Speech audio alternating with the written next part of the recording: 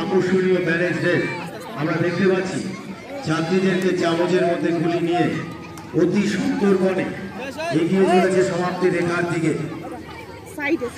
রেখার দিকে কে আগে যেতে পারে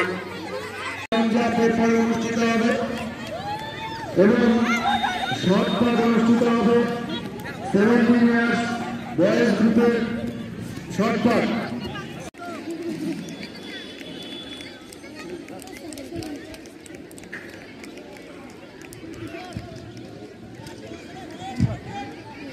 সবাইকে অনুরোধ করছি, তোমরা যারা মাঠে দাঁড়িয়ে খেলা দেখছো, যখন ভিক্টরি স্ট্যান্ডে বিজয়ী প্রতিযোগীরা পুরস্কার